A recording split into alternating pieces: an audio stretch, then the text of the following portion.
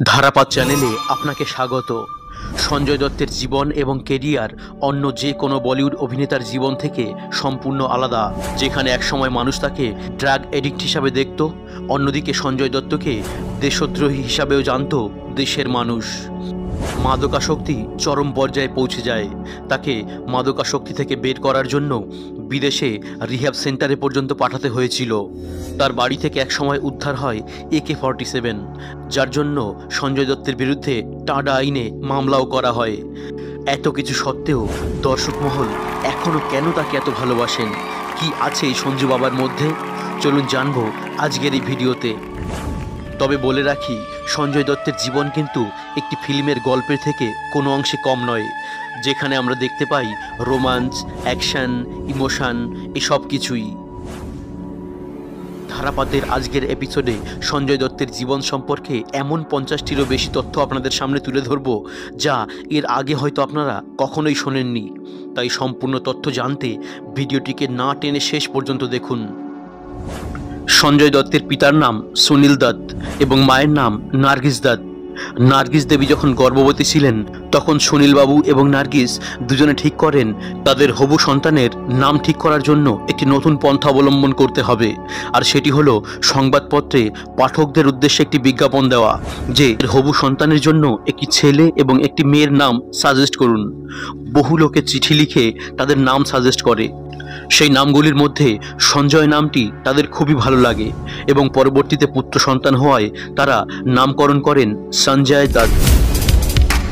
2013 সালে যখন সঞ্জয় দত্তকে জেলে যেতে হয়েছিল, তখন জেলের মধ্যে অন্যান্য কয়েদিদের মতো সঞ্জয় দত্তকেও পেপার ব্যাগ বানানোর কাজ দেওয়া হয়েছিল, যার জন্য পারিশ্রমিক হিসাবে তাকে দেওয়া হতো পার ডে 50 টাকা করে।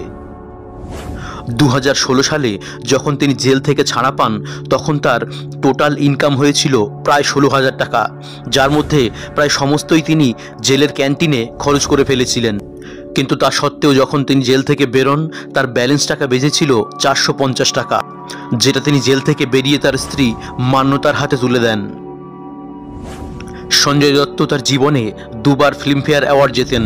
ফিল্ম বাস্তবের জন্য তিনি প্রথম ফিল্মফেয়ার অ্যাওয়ার্ডটি জেতেন এবং দ্বিতীয়বার মুন্না ভাই MBBS এর জন্য তাকে বেস্ট কমেডিয়ান হিসাবে ফিল্মফেয়ার অ্যাওয়ার্ড দেওয়া হয়। एक काम करते हैं अपन, ये दीवार को खसका के ये बाजू का कमरा अंदर ले लेते हैं, अपना एरिया बढ़ जाएगा यहाँ पे। সঞ্জয় দত্তের প্রথম ছবি রকির শুটিংয়েও তিনি খুব নেশা করতেন। যখন রকির শুটিংয়ের জন্য তিনি কাশ্মীর যাচ্ছিলেন, তখন ফ্লাইটেও পায়ের মোজার মধ্যে কোকেন লুকিয়ে নিয়ে গিয়েছিলেন। পরবর্তীতে বিভিন্ন ইন্টারভিউতে সঞ্জয় দত্ত নিজেই কনফেস করেছেন যে আমি রকির শুটিংয়ের মধ্যেও একদম নেশা করে টাল্লি হয়ে যেতাম। সঞ্জয় দত্ত তার জীবনের প্রথম সিগারেটটি মাত্র 9 বছর বয়সে পান করেন। ওই ছোট্ট বয়সেও সঞ্জয় তার বাবা সুনীল দত্ত এবং তার বন্ধুদের লাইফস্টাইল দেখে অবাক হতেন। যখনই বাবার বন্ধুরা তাদের বাড়িতে একত্রিত হতেন, সবাই মিলে সিগারেট পান করত। আর সঞ্জয় দত্তের এটা দেখে অনেক কৌতূহল হয়।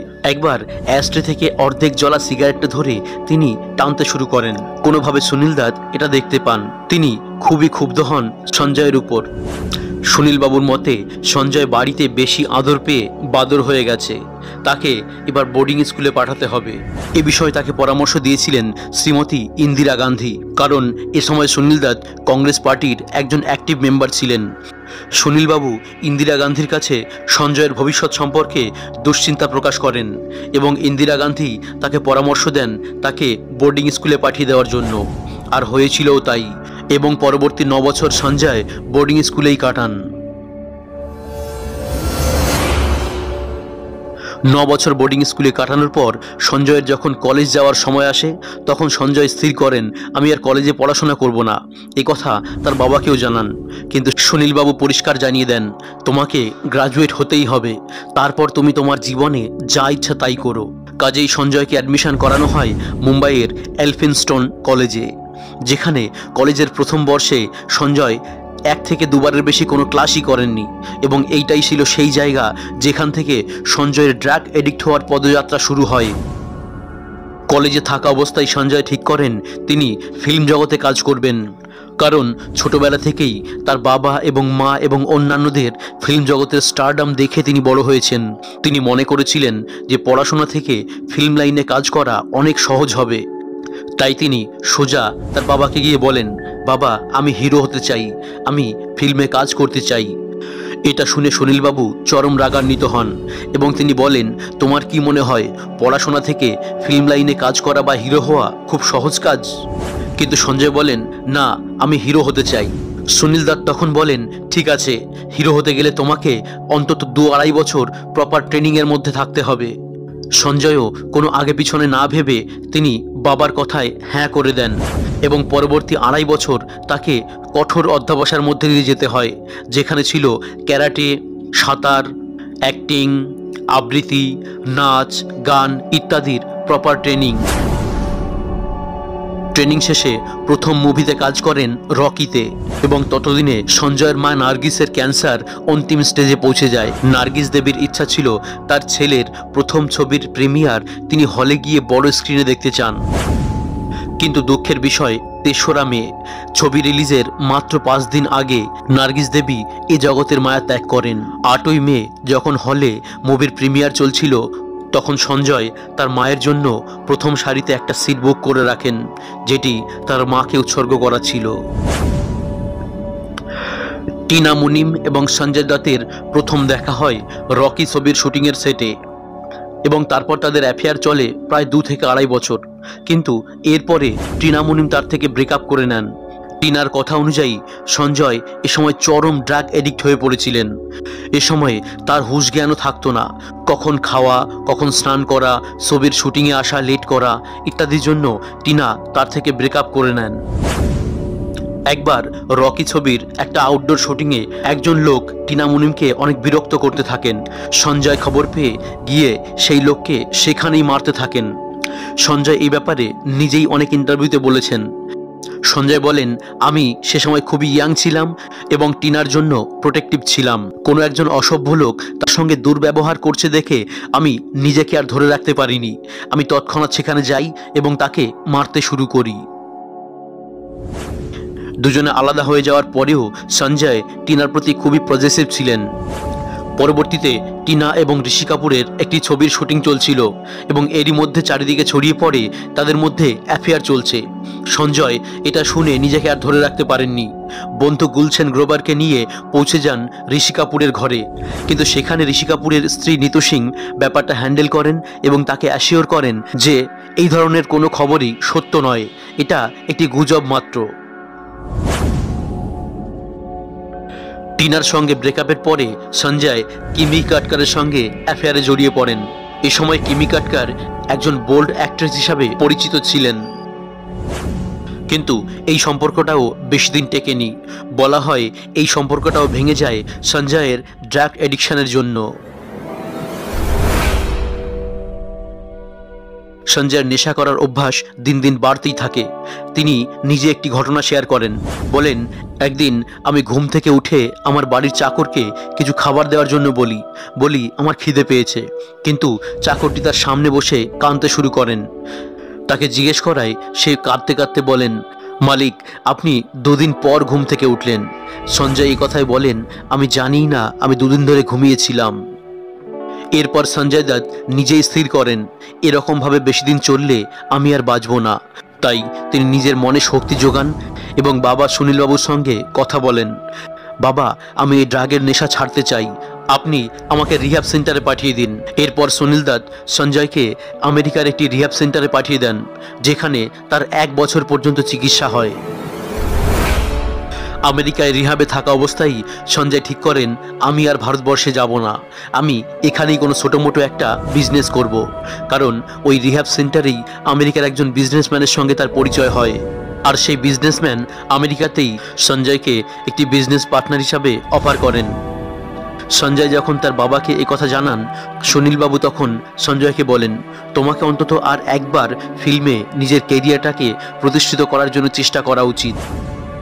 সঞ্জয় তো ফিল্মে কাজ করার আর কোনো ইচ্ছাই ছিল না, কিন্তু তিনি বাবার কথাকেও অমান্য করতে পারেননি। তাই তিনি ইন্ডিয়াতে এসে আরও একবার ফিল্মে কাজ করার জন্য তৈরি হন। রিহ্যাব থেকে দেশে ফেরার পর সঞ্জয় চেয়েছিলেন তিনি অনেকটা নিয়মানুবর্তিতার মধ্যে থাকবেন, কোনো অনিয়ম করবেন না। তাই তিনি জিম জয়েন করেন এবং নিজের শরীর তৈরিতে মন দেন। রিহ্যাবে থাকার সময় তিনি আর্নল্ড সোয়াসনিগারের অনেকগুলো ছবি দেখেছিলেন, আর সেখান থেকেই তিনি নিজের শরীর তৈরি করার প্রতি অনুপ্রাণিত হন। রিহ্যাব থেকে ফেরার পর সঞ্জয় দত্তের পরপর দুটো ছবি রিলিজ করে, কিন্তু দুটো ছবি বক্স অফিসে মুখ থুবড়ে পড়ে, একদমই চলে না। আর তারপরই সঞ্জয় দত্তের দেখা হয় বলিউডের একজন নতুন ডিরেক্টরের সঙ্গে, যাকে পরবর্তীতে পুরো বিশ্ব চেনে মহেশ ভাট নামে। মহেশ ভাট সঞ্জয়কে নাম ছবির জন্য অফার করেন এবং তাকে কাস্টও করেন।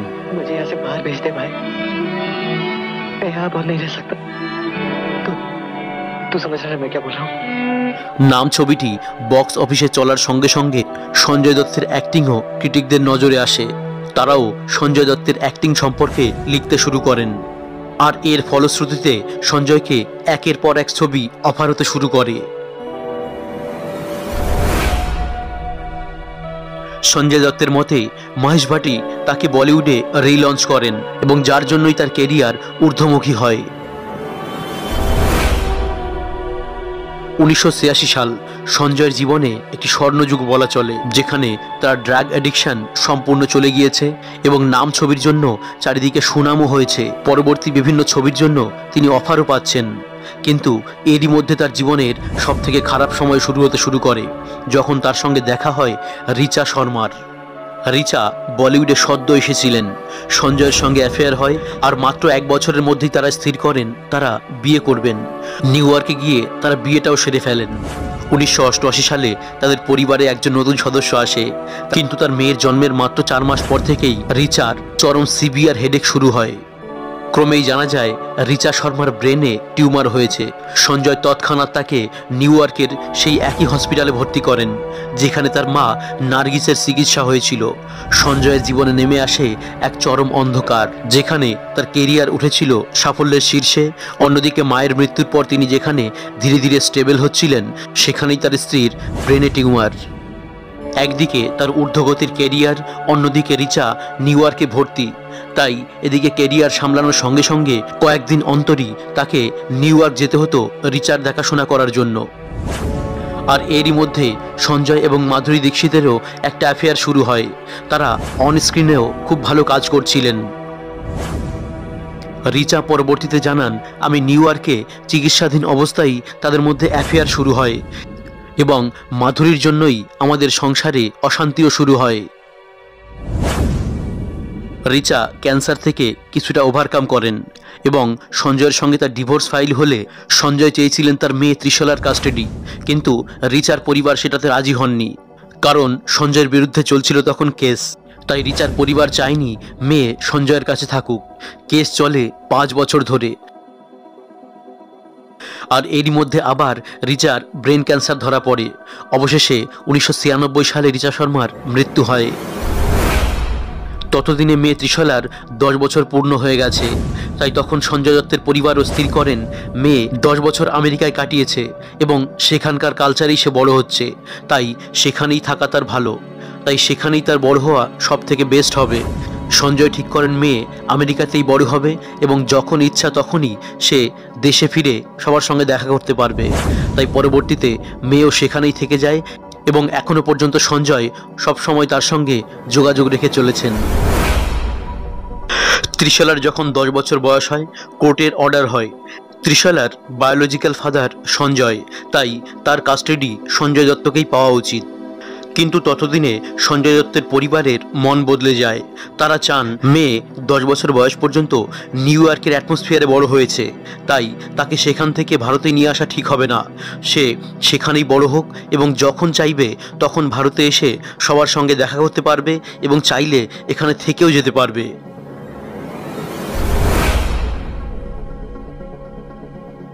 সাজন ছবির জন্য প্রথমে আমির খানকে অ্যাপ্রোচ করা হয়, কিন্তু আমির খান তখন কোনো ফার্স্ট টাইম ডিরেক্টরের সঙ্গে কাজ করতে রাজি হননি। তাই অফারটি আসে সঞ্জয় দত্তের কাছে। আর সাজনই ছিল সেই ছবি যে ছবির জন্য তিনি প্রথমবার ফিল্মফেয়ার নমিনেশন পান। आकाश, इसीलिए आज तक जो तूने किया वो सब झूठ था, परे था, नाटक था। এরপর সঞ্জয় দত্ত 1992 সালে করেন ইয়ালগার। एमएलए खरीदने के लिए पापा से पैसे लेते हो, अपने दुश्मनों को रास्ते से हटाने के लिए पापा की मदद लेते हो। पापा ने तुम्हें कभी इनकार नहीं किया और तुम्हारी ये এই ছবিটি বক্স অফিসে তেমন সফল না হলেও সঞ্জয় দত্তের মনে থেকে যাবে সারা জীবন। কারণ এই ছবির শুটিংয়ের সময়ই এই ছবির ডিরেক্টর, প্রডিউসার এবং অ্যাক্টর ফিরোজ খান সঞ্জয় দত্তকে দুবাইয়ের আন্ডারওয়ার্ল্ড ডন দাউদের সঙ্গে দেখা করিয়েছিলেন। আর সেখান থেকেই সঞ্জয় দত্তের আন্ডারওয়ার্ল্ডের সঙ্গে কানেকশন শুরু হয়। সানাম ছবির প্রডিউসার সমীর হিঙ্গোরা এবং হানিফ কারওয়ালা, যাদের সঙ্গে সঞ্জয় দত্তের পরিচয় হয় এই ছবির শুটিংয়ের সময়। সঞ্জয় দত্তের অনুরোধে তারাই সঞ্জয়কে বন্দুক এনে দেয়। সঞ্জয় দত্তকে 3টি AK-47 এবং কিছু হ্যান্ড গ্রেনেড এনে দেওয়া হয়েছিল, কিন্তু সঞ্জয় সেখান থেকে একটি মাত্র AK-47 নিজের কাছে রাখেন এবং বাকি সমস্ত কিছু ফেরত দেন। সঞ্জয় দত্ত বলেন, আমি নিজের এবং পরিবারের সেফটির জন্য এই গান আমার কাছে রেখেছিলাম।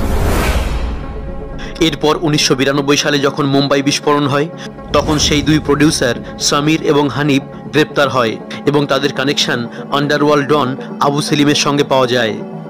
আর বম্বে হামলার জন্য অস্ত্র এবং বম তারাই সাপ্লাই করেছিল। আর তার ফলশ্রুতিতে সঞ্জয় দত্তকেও গ্রেপ্তার করা হয়। সঞ্জয় দত্তকে অ্যারেস্ট করে যখন কোর্টে পেশ করা হয়, তখন সঞ্জয় দত্ত বলেন, এই বন্দুক আমার পরিবারের সেফটির জন্য আমি রেখেছিলাম, কারণ সে সময় বাবরি মসজিদ ধ্বংসের পর সুনীল দত্তকে অনেক মারার জন্য হুমকি দেওয়া হয়েছিল। কিন্তু জজ সাহেব সঞ্জয় দত্তের এই বক্তব্য একদমই মানতে পারেননি, কারণ অলরেডি সঞ্জয় দত্তের পরিবারের কাছে 3টি লাইসেন্সওয়ালা বন্দুক আগে থেকেই ছিল। কোর্ট এটা মানতে রাজি হননি যে তার কাছে আগে থেকে 3টি লাইসেন্সওয়ালা বন্দুক থাকা সত্ত্বেও কেন তাকে চতুর্থ বন্দুক ইল্লিগাল প্রসেসে নিজের কাছে রাখতে হলো। কোর্ট তাকে দোষী সাব্যস্ত করে এবং 1993 সালে সঞ্জয় দত্তকে জেলে যেতে হয়। 1993 সালে যখন খলনায়ক ছবিটি রিলিজ হয়, তখন সঞ্জয় দত্ত জেলে ছিলেন। আর এই ছবির প্রমোশনের জন্য সঞ্জয় দত্তের জেলে থাকার ব্যাপারটাকে পরিচালক সুভাষ ঘাই অ্যাডভান্টেজ হিসাবে নেন। नायक नहीं खलनायक हूं मैं। এই খলনায়ক ছবিটির ট্যাগলাইন তৈরি করেন, yes I am the villain. আর ছবিটির প্রমোশনে এমন একটা অ্যাটমসফিয়ার তৈরি করা হয় যেন সঞ্জয় দত্ত রিয়েল লাইফেও ভিলেন। ছবির পোস্টারেও সঞ্জয় দত্তের জেলে থাকার ছবিটাকে প্রমোট করা হয়। আর এভাবেই খলনায়ক সারা দেশে সুপারহিট হয় এবং খলনায়ক ছবিটি 1993 সালের best second highest earning film হিসাবে অভিহিত হয়। জেল যাওয়ার আগে সঞ্জয় কোনোদিন পুজো পাঠও করেননি, কিন্তু জেলে যাওয়ার পর তিনি কিছুটা ধার্মিক হয়ে যান। তিনি সেখানে রামায়ণ, মহাভারত, হনুমান চল্লিশা পাঠ করতে থাকেন এবং সঞ্জয় দত্ত পরবর্তীতে বলেন, জেলে যাওয়ার কারণে মানুষের জীবনের আসল মূল্যবোধটি আমি বুঝতে পেরেছি।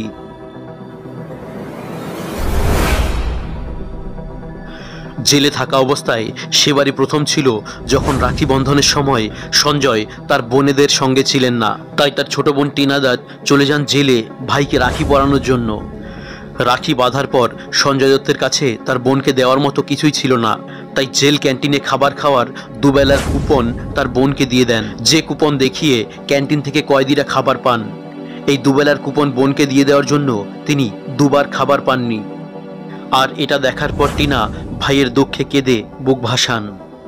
টিনা আজ পর্যন্ত দাদার দেওয়া সেই গিফট সযত্নে সামলে রেখেছেন। মাধুরীর পরে সঞ্জয় দত্তের জীবনে এন্ট্রি হয় রিয়া পিল্লাইয়ের। আর রিয়া তখন একজন অ্যাডভার্টাইজমেন্ট মডেল ছিলেন। সঞ্জয় যখন জেলে ছিলেন তখন রিয়া বহুবার তার সঙ্গে দেখা করতে গিয়েছিলেন। সেখান থেকেই তাদের মধ্যে একটা ক্লোজনেস তৈরি হয় এবং 1998 সালে তারা দুজনে বিবাহ বন্ধনে আবদ্ধ হন। সঞ্জয় দত্ত রিয়াকে ভ্যালেন্টাইন্স ডের দিন প্রপোজ করেন এবং কাউকে কিছু না বলে ওই দিনই মন্দিরে গিয়ে দুজনে বিয়ে করে নেন।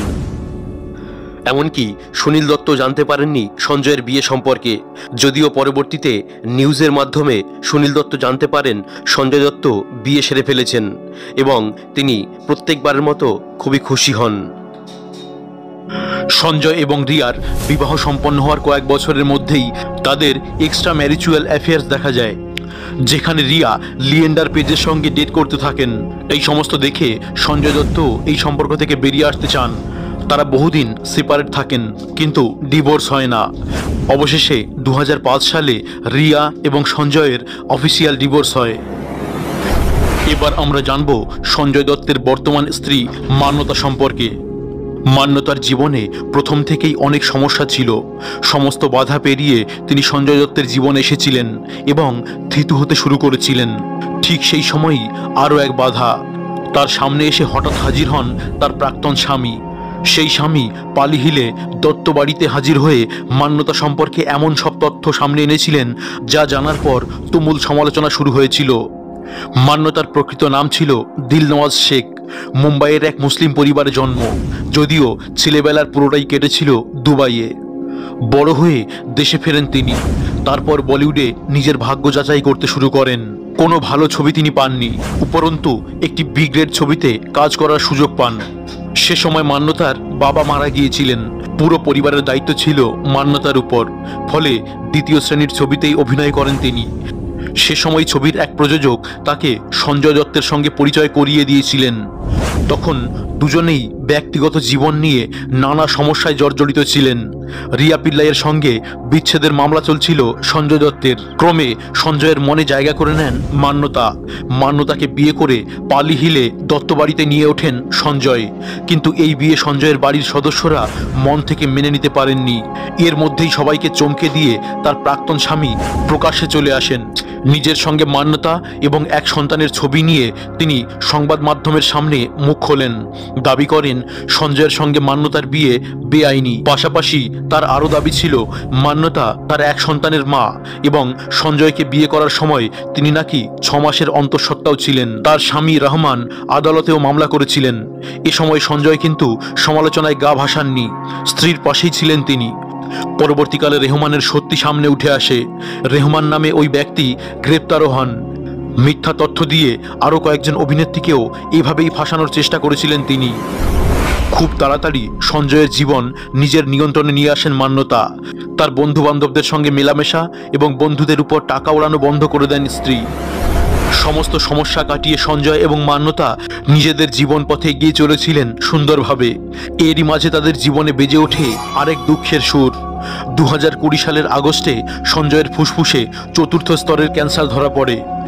সঞ্জয় ভেবেছিলেন বিদেশে গিয়ে চিকিৎসা করাবেন, কিন্তু সারা পৃথিবী তখন যেহেতু কোভিড আক্রান্ত, ভিসা পাননি চিকিৎসার জন্য। পরে অভিনেতা ঋত্বিক রোশনের বাবা রাকেশ রোশন একজন ভালো ক্যান্সার বিশেষজ্ঞের খোঁজ দেন। তখন ডাক্তার তাকে চুল পড়া এবং বমির বিষয়ে সতর্ক করেছিলেন। তখন তিনিও বলেছিলেন মেরেকো কুছ নেই হোগা। শুধু তাই নয়, প্রত্যেকবার কেমোথেরাপির পরে রোজ 1 ঘন্টা বসে বসে সাইকেল চালাতেন অভিনেতা। তারপরে 2-3 ঘন্টা ব্যাডমিন্টন খেলতেন। এভাবেই ক্যান্সার এবং জীবন সংগ্রামে লড়াই করেছেন সঞ্জয় দত্ত। পরিবার এবং অনুরাগীদের দুশ্চিন্তা মুক্ত করে বর্তমানে তিনি অনেকটাই রোগমুক্ত।